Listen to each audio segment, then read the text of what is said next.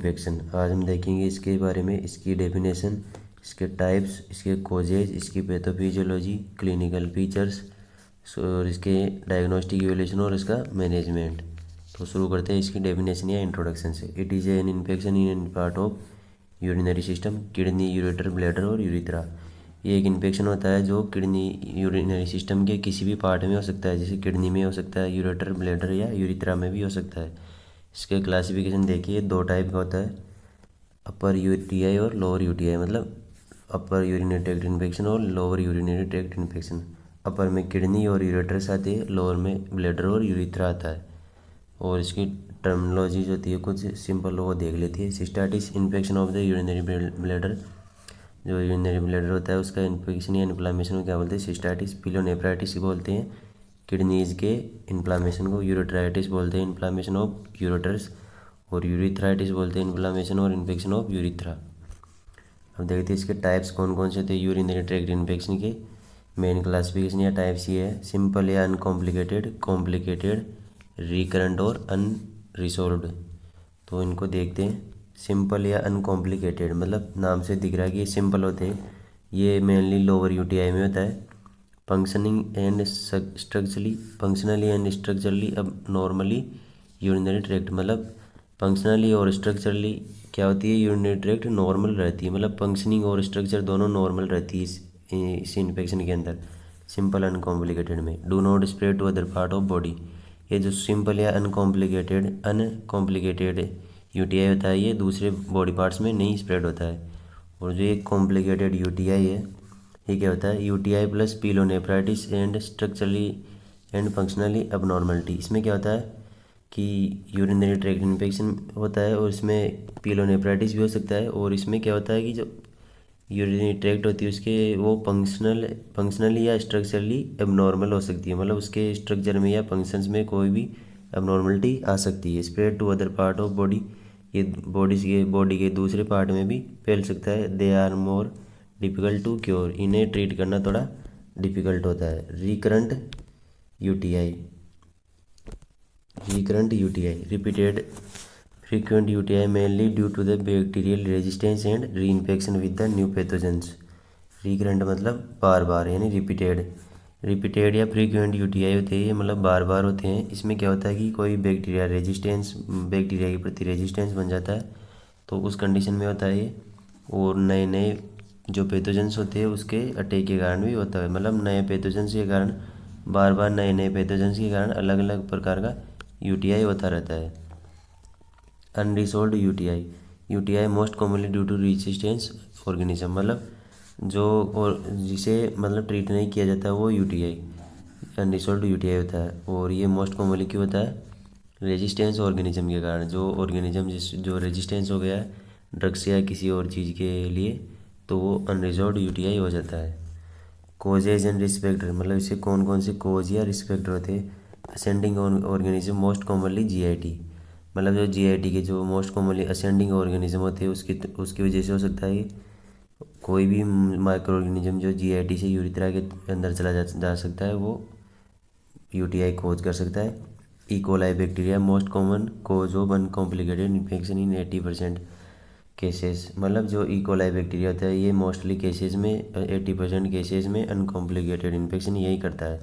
Poor hygiene and poor sexually intercourse, perineal area की poor hygiene, मतलब groin area या perineal area और genitals की हाइजीन नहीं मेंटेन करे और सेक्सुअली इंटरकोर्स पुअर हो, मतलब अनहाइजेनिक हो, तो भी यूटीआई हो सकता है। Stasis and obstruction in pathway of urine flow, मतलब यूरिन फ्लो के पाथवे के अंदर कोई भी ऑब्स्ट्रक्शन हो जाए या यूरिन में रुकावट आ जाए, जैसे कि रीनल स्टोन हो सकता है, ब्लैडर स्टोन हो सकता है या ट्यूमर हो सकता है, तो इसकी वजह से भी क्या हो सकता है? UTI. Foreign body in urinary tract, जैसे कि कैथेटर, मोस्ट कॉमनली कैथेटर की वजह से भी होता है। हॉस्पिटल में सबसे ज़्यादा यूटीआई, मतलब नोजोकोमियल हॉस्पिटल में जो इन्फेक्शन होती है जिसे नोजोकोमियल इन्फेक्शन बोलते हैं, वो मोस्टली सबसे ज़्यादा क्या होते हैं? यूटीआई। कैथेटर इंसर्ट करने की वजह से भी हो सकता है यूटीआई। ससेप्टेबिलिटी टू ऑर्गेनिज्म, मतलब कि जो किसी इम्यूनो कॉम्प्रोमाइज्ड पर्सन में ससेप्टेबिलिटी रहती है ऑर्गेनिज्म के प्रति, जैसे diabetes mellitus immuno compromise status हो किसी पेशेंट का, तो उसमें भी यूटीआई हो सकता है। अब देखते हैं इसकी पैथोफिजियोलॉजी यानी डिजीज़ कैसे प्रोग्रेस करती है। बैक्टीरियल और faecal organism enter into the urethra and bladder from perineum.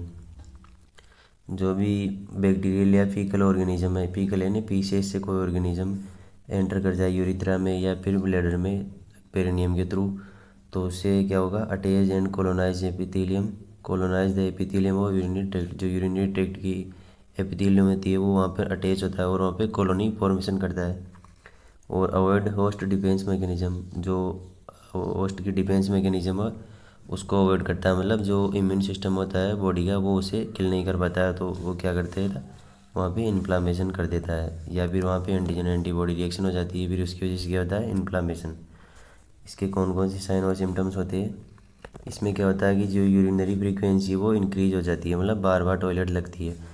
Strong need to urinate even right after voiding, just मतलब आप जैसे टॉयलेट करके आए हो, वॉइडिंग करके आए हो, उसके बाद में भी आपको वापस स्ट्रॉन्ग नीड हो सकती है, मतलब वापस टॉयलेट लग सकती है। पोस्ट वॉइडिंग ड्रिबलिंग, मतलब आप यूरिन पास आउट करके आए हो, वॉइडिंग करके आए हो, फिर भी मतलब बूंद बूंद गिरती रहती है, ड्रिबलिंग होती रहती है। डिस्यूरिया होता है, पेन होता है वॉइडिंग करते इसमें। हिमोचूरिया हो सकता है, मतलब ब्लड आ सकता है यूरिन के अंदर। क्लाउडी और डार्क कलर का यूरिन हो सकता है। हाई ग्रेड चिल्स यानी फीवर हो सकता है।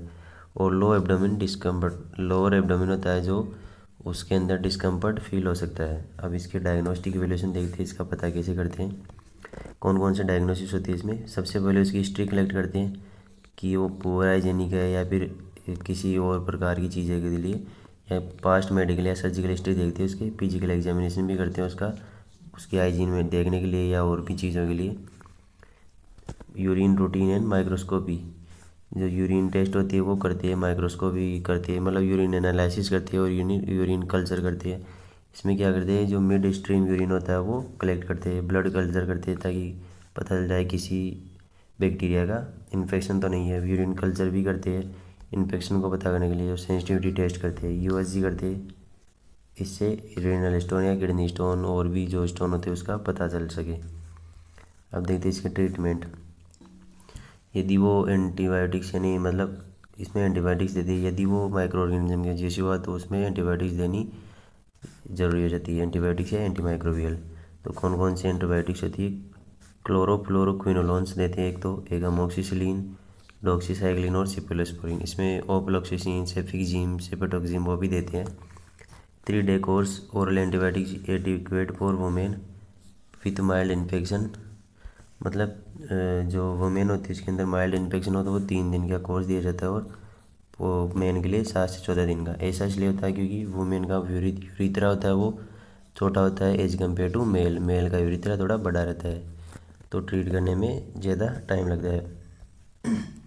नर्सिंग मैनेजमेंट देखते हैं इसका क्या क्या नर्सिंग मैनेजमेंट होता है।